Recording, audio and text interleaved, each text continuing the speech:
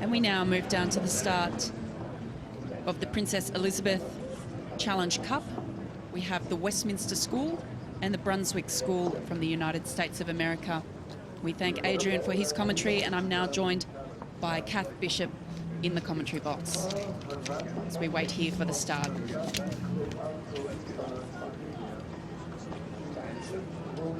Attention! Go! And both crews away well here. We can see on the right-hand side of your screen, that is the Brunswick School from the United States of America in the buck station. The Westminster School on the left-hand side of your screen. Hello to those of you joining us from the US.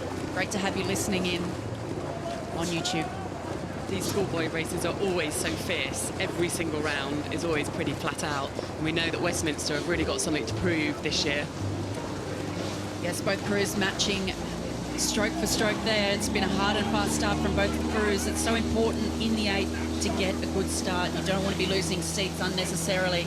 You get a degree of, I guess, free speed in the early stages of the race, and so you don't want to be letting that go without a fight. But it looks like the Westminster School are just keeping their rate up just ever so slightly over the Brunswick School from the US, which has perhaps settled fractionally earlier. Yeah, I think you're right. A tiny bit more aggression sort of coming out of the start, so not settling too early, trying to get that edge. And they've crept, haven't they, sort of stroke by stroke over those last kind of 20 or 30 or so to get a bit of an advantage now. And they don't look like they're rowing beyond themselves at this point. It doesn't look frantic. It actually looks quite controlled, very long, very tidy, quite impressive.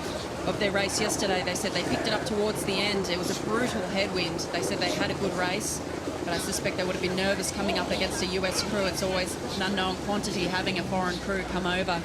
But a great start here from the Westminster School, leading by almost a length. Yeah, they want to dominate it because you've got that unknown factor of a score from elsewhere. There's perhaps even more pressure psychologically to sort of say, right, this is our race, this is our country, this is our Henley Regatta, and you know we want this title back. Here in this Westminster crew, we have James Plout in the bow, Alex Williams, Alexander Green, Nicholas Plout. I wonder if they're brothers. I would think so with a name like that. Oswald Stocker, Reginald Mitchell, Henry Jones, Oscar Arts Jones, and Matthew Holland is the coxswain.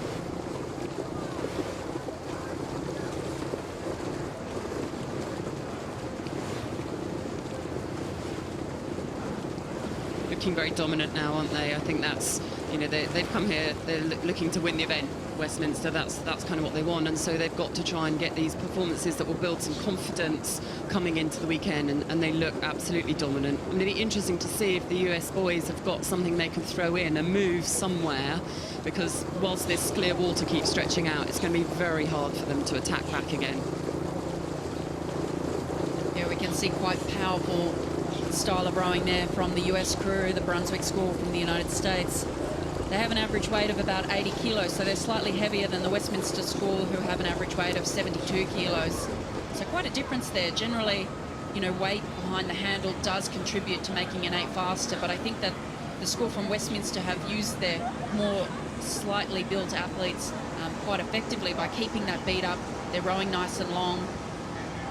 Agree with that. There's a real fluidity actually to the Westminster boys that's helping them to get a little bit more speed in between the strokes, letting that boat run, but it's feeling a little bit more laboured, I think, when you look at that US schoolboy crew. I mean, it looks hard work, you know, it's hard work in both crews, but when you're not getting the run in between the strokes, then it can feel even heavier. They've got a bit of a headwind, so it's going to feel a long way out there, and when you can't see the crew, you can only sort of see puddles, and in fact, they may not even be seeing the puddles very much anymore, then that's a long way back.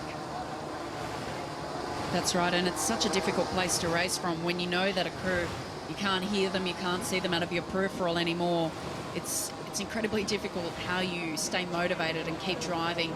And the 8, I think, has a tendency more than any other boat that once one or two people really start to doubt, that the whole weight of the crew just seems to drop down. And we saw a little look around there from a couple of the rowers in the United States crew, the Brunswick School. They have a huge challenge to try and get back onto terms with the Westminster School, but it's coming down towards the last half of the race, and I think it's going to be an insurmountable task for the US to get back into contention here. I agree with that. And let's look at one of the best schoolboy countries, crews in our country. Let's look at them. You know, what a great show they're putting on for us. And they're laying down the gauntlet to everyone else in this event as well. We see it in the boat race, don't we, However, when it's a 2-horse race. It's very difficult for it to be side by side once it's very difficult once you've dropped and got some clear water. It's very difficult to come back.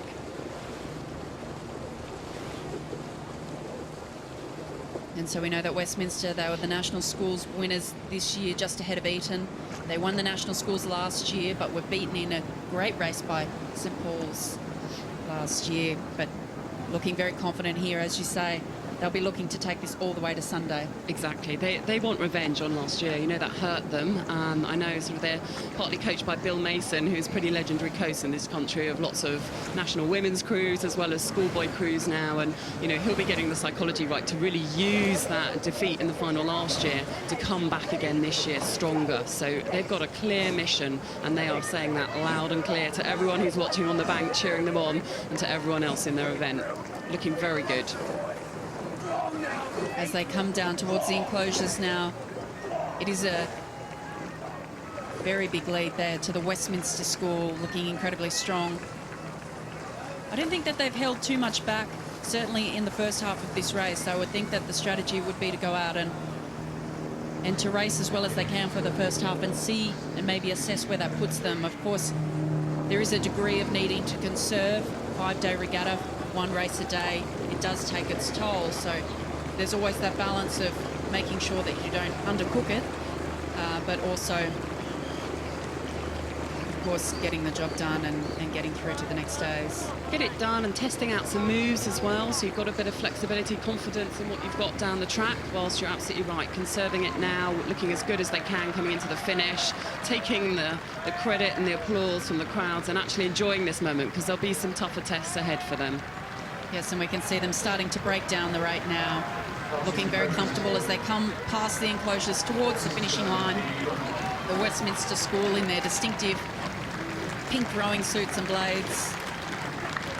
The crew from the US, the Brunswick School from the US, they're taking it all the way to the line, driving down to try and narrow that gap, but it will be in vain as the Westminster School crosses the line, just over a length clear, cheering on the Brunswick School from the United States of America, who will be going home on the second day of the Henley Royal Regatta.